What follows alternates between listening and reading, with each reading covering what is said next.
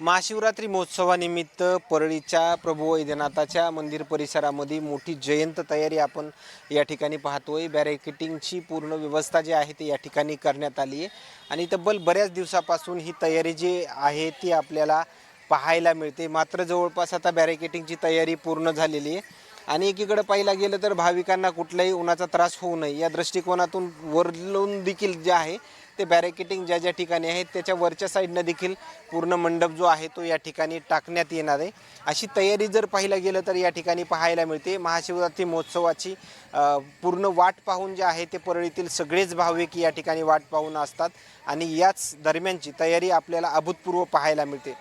राष्ट्रीय पशु प्रदर्शनाचा कार्यक्रम देखील परळीमध्ये जे आहे ते या ठिकाणी होतोय आणि या दरम्यान मुख्यमंत्री देवेंद्र फडणवीस हे देखील या कार्यक्रमाला येणार आहेत आणि त्याच दरम्यान मुख्यमंत्री देवेंद्र फडणवीस हे देखील प्रभू वैद्यनाथाच्या दर्शनासाठी या ठिकाणी येतील आणि ही तयारी पाहायला गेलं तर आपण अभूतपूर्व तयारी या ठिकाणी पाहायला मिळते। मात्र आणखीन काही नवीन अपडेट्स मिळतील का हेही पाहणं तेवढंच महत्त्वाचं ठरणार आहे आणि कंटिन्यूमध्ये या ठिकाणी सेवा देणारे काही महिला भाविक देखील माझ्यासोबत आहेत। काय कशी तयारी या वर्षीचं काय विशेष महत्त्व वगैरे आहे महाशिवरात्रीचं? भारी आहे, सगळ्यात चांगलं आहे इथं।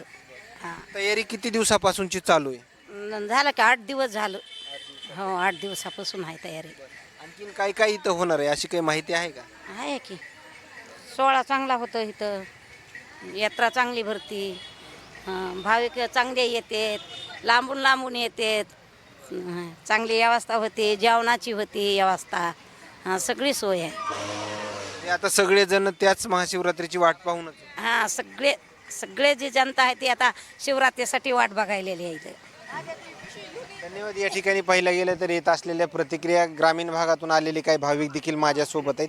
काय अभूतपूर्व तयारी दिसतीये, नेमकं काय प्रतिक्रिया? प्रतिक्रिया बरेच परळी ग्रामीण भागातून लोक येतात दर्शनासाठी आणि 12 ज्योतिर्लिंगापैकी एक चौथे ज्योतिर्लिंग असल्यामुळे लोकांची जास्त भावना देवावर असते आणि श्रद्धाळू बऱ्याच संख्येने येतात आणि व्यवस्थित दर्शन करून जातात। तर याच महाशिवरात्री महोत्सवादरम्यान देखील मुख्यमंत्री देवेंद्र फडणवीस देखील येत आहेत, त्यामुळं काय त्यामुळं हे नशीबच समजायचं मुख्यमंत्र्याचं म्हणा की चला या म्हणजे शिवरात्रीचं दर्शन म्हणजे दुर्मिळ असतं आणि या एरियातल्या लोकांचं पण भाग्य समजायचं की चला मुख्यमंत्री साहेब यायले तर उपमुख्यमंत्री साहेब आणि त्यांच्यामुळं पण लोकांना आणखी काही मंदिरासाठी निधी किंवा काही डेव्हलप करण्यासाठी त्यांच्याकडून काही मिळू शकतं असे लोकांना अपेक्षा वाटते।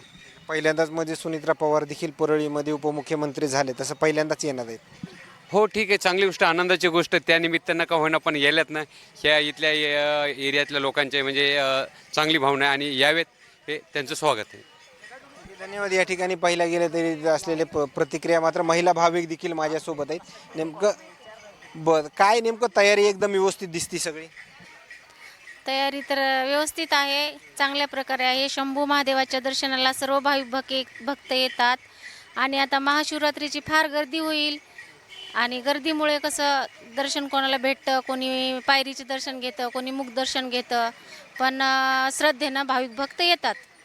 तुम्ही अगोदर दर्शन वगैरे घेतलं का? हो, घेतलेलं आहे एखाद्या वेळेस, जास्त नाही पण आत्ता दर्शन घेतलं का या दिवसभरामध्ये? नाही घेतलं, आता जायचं आहे।